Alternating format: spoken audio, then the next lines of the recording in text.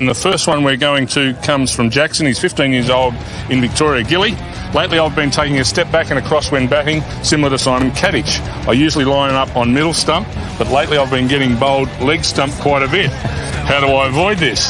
Yeah, unsurprisingly. Could be a very simple answer. If you're lining up on middle stump and stepping across, there's probably an answer there. But my first point about this is you need to make sure you have a reason for moving about the crease. Obviously, Simon Kadich does.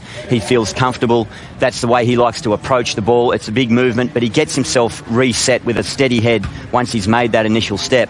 So workout, I didn't like to move. I was in my stance, and I just didn't move from there. Matty Hayden often said to me, if I was still in my stance, he felt that I was a good chance of getting some runs, which I wish he told me that earlier rather than post-retirement.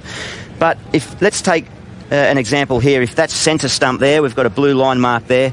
It goes without saying, if you're starting on middle and moving across, you're going to expose that leg stump. What Simon Kadich has done, he knows he wants to move, so he sets himself up just outside leg stump with his feet, his back foot, just on or outside leg stump. He walks across as the bowler's just prior to releasing the ball. So he's covering his off stump with his back leg, but he's still covering his leg stump with his front leg here. So the end result is Kadich starts with his stumps exposed, gets into position, and he's covering his stumps. So I'd suggest to anyone that's moving around, just adjust where you start as to where you're going to finish.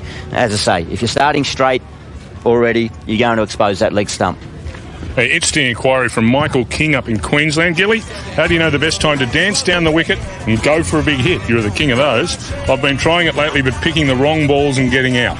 Again, I'm going to refer to Matthew Hayden here. Matthew, particularly facing spinners, used to talk about being in his stance as soon as the ball's released from a spin bowler, if it was what he thought was going to be a full delivery, slight bit of flight about it, he would say to himself, and you could hear him in the nets and in games say, full. And as soon as he acknowledged that, he was off down the wicket. And of course, on the reverse of that, if it looked like it was going to be shorter or darted in, he didn't say short or anything like that. He just didn't say anything, but he just did his natural movement. But it was an acknowledgement in his mind, full, and down he went. But the variation, or what I'd like to explain, is just because you've come down the wicket doesn't necessarily mean you have to go for the big shot. It is okay to be really positive. Michael Clarke does this extremely well. Big strides down the wicket, and if it's not there, you're still allowed to defend or, well, I was going to say pull out of the shot, but you've got to be quick back into your crease if you're going to do that. But just be really clear in your thinking, be decisive. That's what Matthew Hayden is. Really watch that ball closely and make that decision. If you go with commitment. Okay, let's go to Kyle now. Hey, Gilly, I'm a wicketkeeper, and sometimes when the ball doesn't carry to me, I have a bad habit of turning my head before the ball reaches me.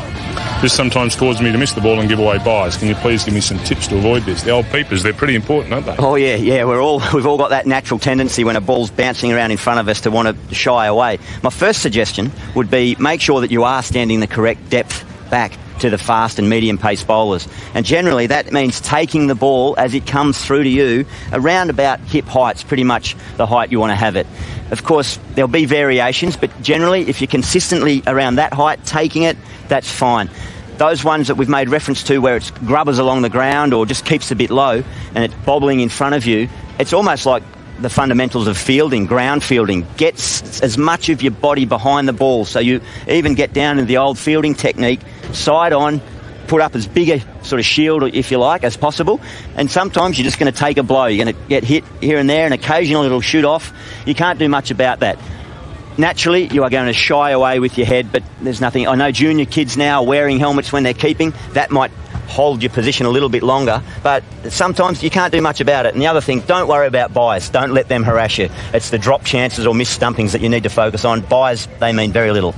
Okay, Tim Edwards has this inquiry from Queensland. G'day, Gilly, as a keeper, what's the best way to pick different types of spin from the bowler's hand? How do you know when it's going to be a wrong un or a flipper? Did Warnie ever signal to you in some way that he was going to bowl these balls? Now, Warnie didn't signal to me or give me any indication of what was coming, but what Shane Warne did do, and did extremely well, and I was thankful for it, as did all the bowlers that I worked with early in my career, just allowed me to get in the nets behind the stumps and just watch them as much as possible. You've just got to build up a relationship, a familiarity with your bowlers to have an understanding of what's coming. So the more you can wicket keep, particularly to your spin bowlers, and just learn the variations. First of all, ask them what do they bowl, so that you don't get in a game and find out that they bowl a 110 kilometre-hour flipper that you didn't even know existed. So what are your variations? Then keep at training as much as you can to those bowlers. Don't just think that it's only on Saturday afternoon or Saturday morning for the juniors that you're going to have enough keeping to those bowlers. Get into the nets and work with them. And believe me, it's an easy sell. It's going to make their job a lot easier. It's going to end up a better result for them if you're hanging on to those catches and stumpings. It's very interesting. And if you're hanging on to those catches and stuff, you'll be very popular. It's a much happier place.